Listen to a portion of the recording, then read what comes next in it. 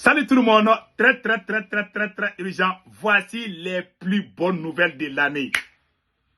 Aujourd'hui, vendredi 29 novembre 2024. Le Tchad vient de demander le départ de l'armée française. Le Tchad vient de mettre fin à l'accord de défense avec la France. Le Sénégal aussi est en train de demander indirectement le départ de l'armée française. Le temps vient de donner raison à l'AES. Je vais vous donner les raisons secrètes. Pourquoi le Tchad a décidé de mettre fin à sa coopération militaire avec la France. Je vais vous montrer les raisons secrètes. J'ai les preuves que je vais vous montrer ici. La vidéo d'aujourd'hui est longue et intéressante.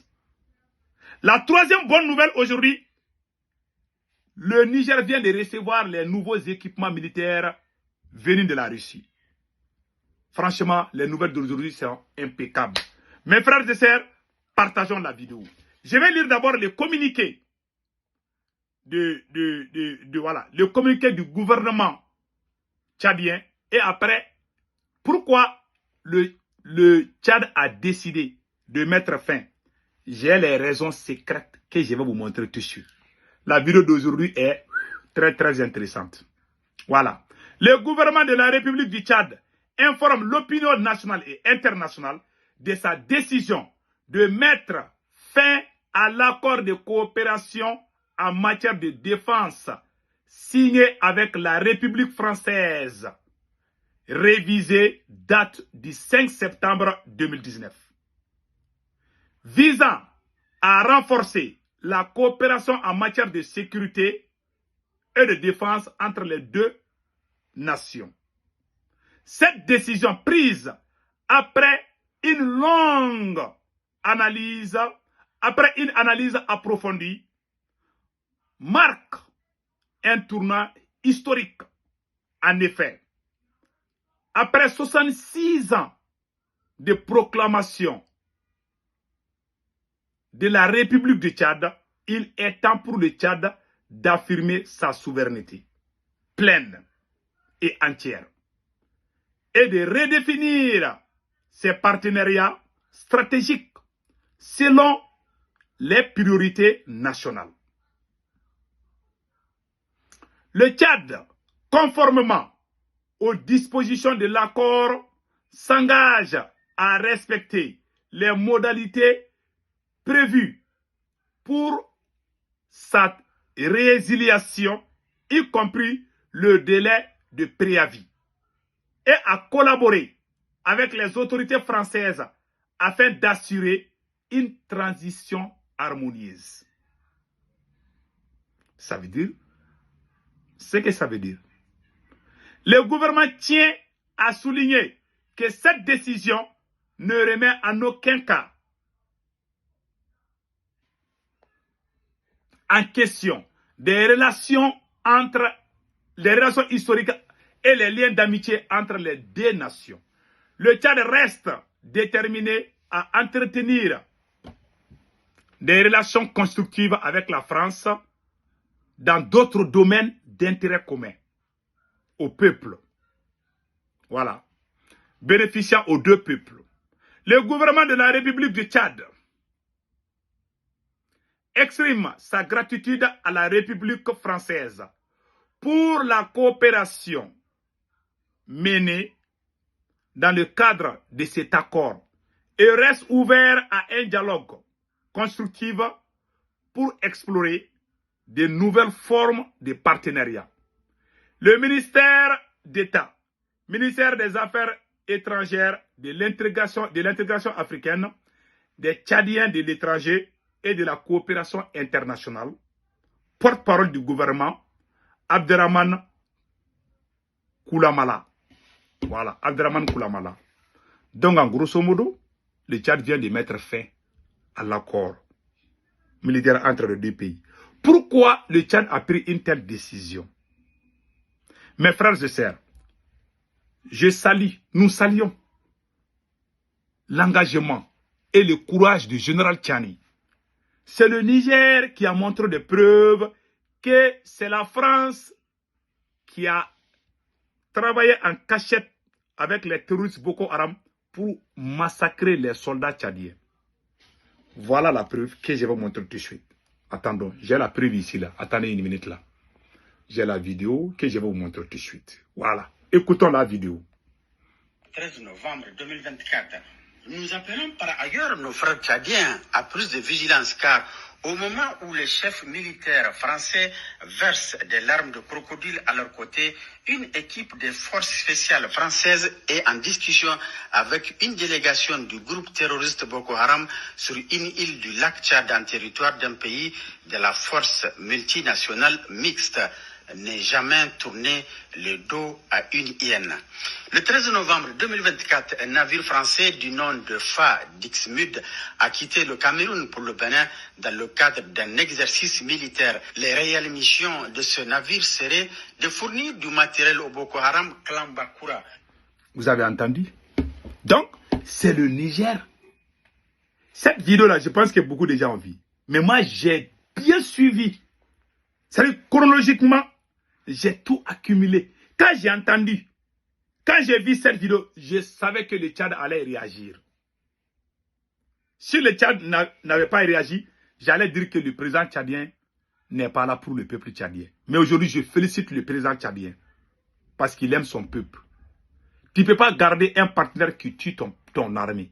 C'est impossible. Sauf si tu es un président qui n'aime pas ton armée. Mais je salue. Aujourd'hui, je me rends compte que le président tchadien est un patriote. Franchement parlé. Parce que c'est ça. C'est la France. Le Niger a montré au monde entier que c'est la France qui est derrière. Là, le Tchad a perdu plus de 40 soldats. Vous savez, l'ennemi caché là, quand ton ennemi est dans ton salon, il est très difficile pour toi de l'abattre. Tu dors avec ton ennemi, tu ris avec ton ennemi, tu manges avec ton ennemi. Tu ne sais pas que c'est ton ennemi. C'est ça la France. La France est pire que les moustiques. Ouais, les moustiques piquent là.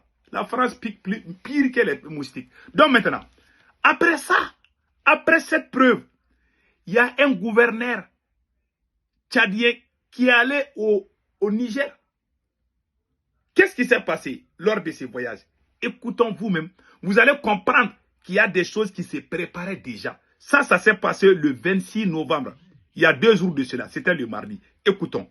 Au cadre du renforcement des relations bilatérales entre les régions du lac et de Difa, le gouverneur de la région du lac a effectué ce matin une brève visite de travail à Difa. Ce déplacement stratégique a permis d'aborder plusieurs sujets cruciaux pour le développement et la sécurité régionale. La sécurité transfrontalière a été au cœur des discussions entre les 2 délégations. Et le Niger et le Tchad, nous sommes des pays frères. Nous avons des peuples frères, pas seulement voisins, nous sommes frères de sang. Et on partage une longue frontière.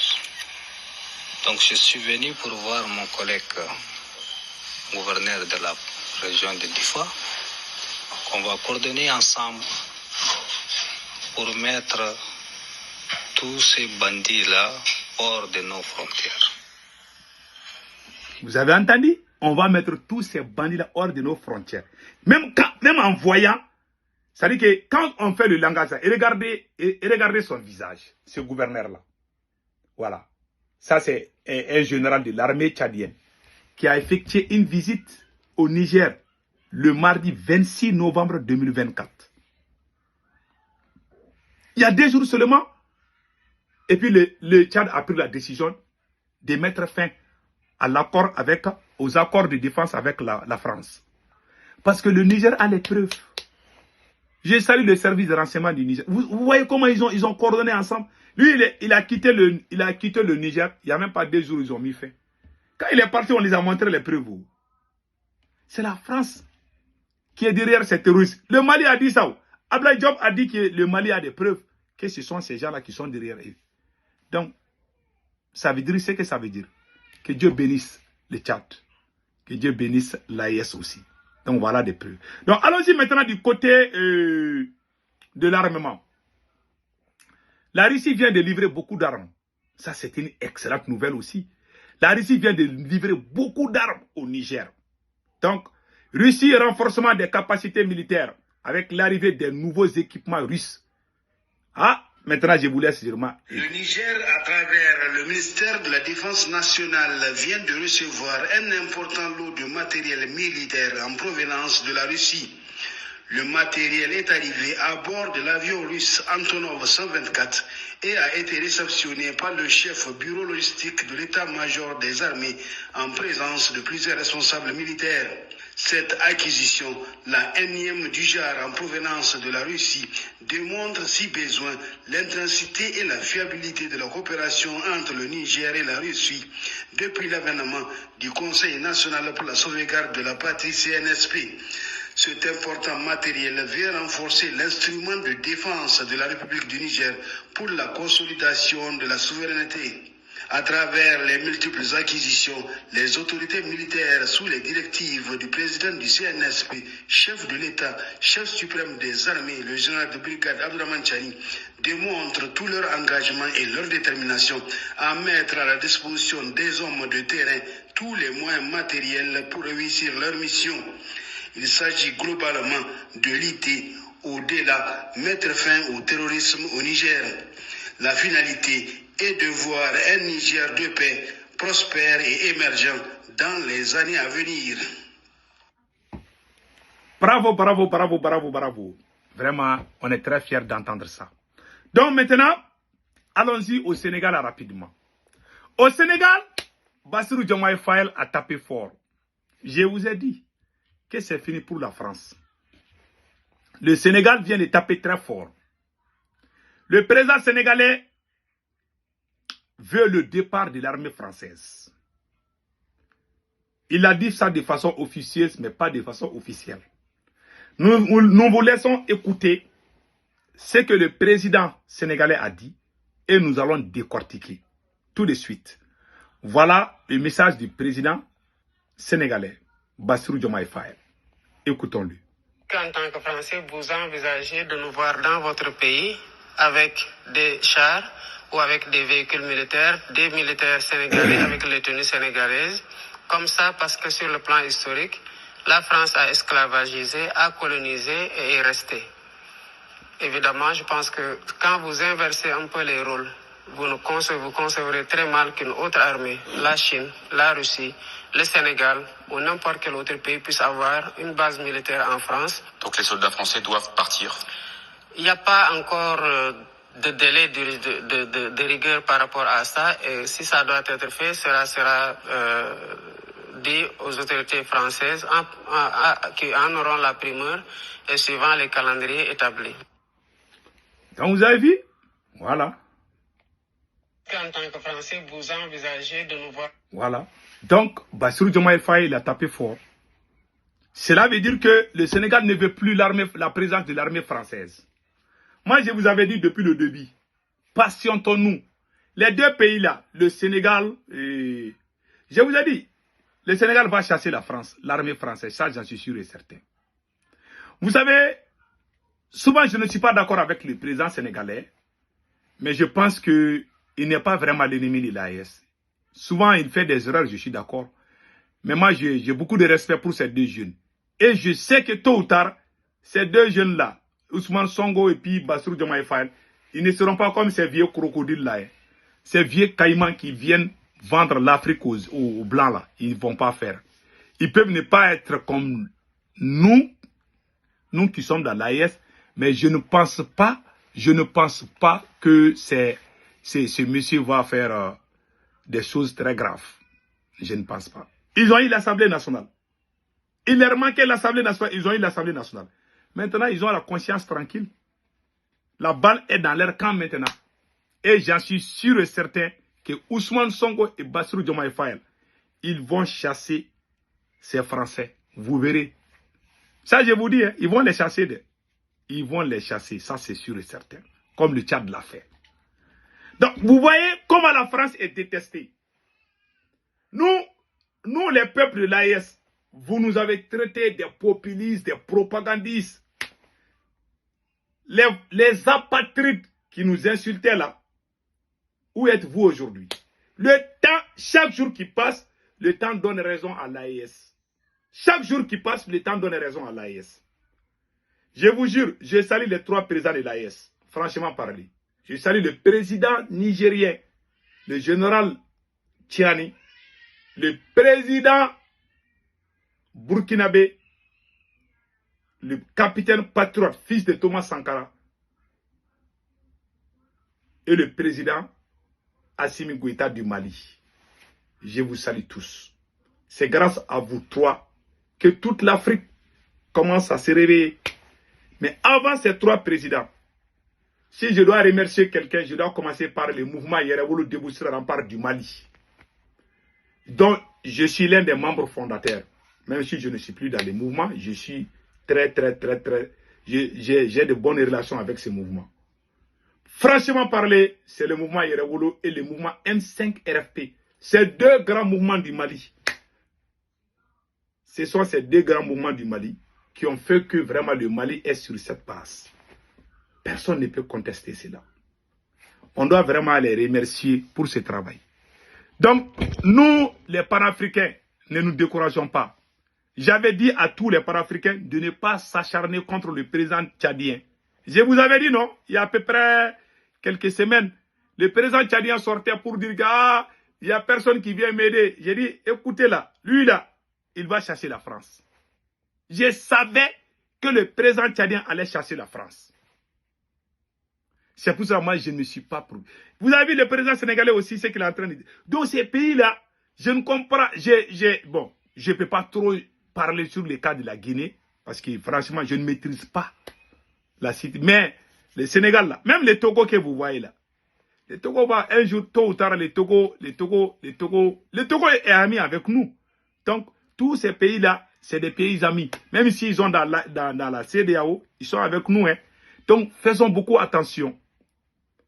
Et continuons. Cela doit nous renforcer. Cela doit être comme l'essence qui nous fait bouger, comme les voitures. Je vous jure, je suis tellement ravi aujourd'hui quand j'ai appris que le Tchad vient de chasser l'armée française. Le jour que le Mali a décidé de chasser la France, personne ne croyait que le Mali allait rester. On nous a fait croire, ah, si la France quitte, les touristes vont aller manger, ils vont aller manger le dîner à Bamako.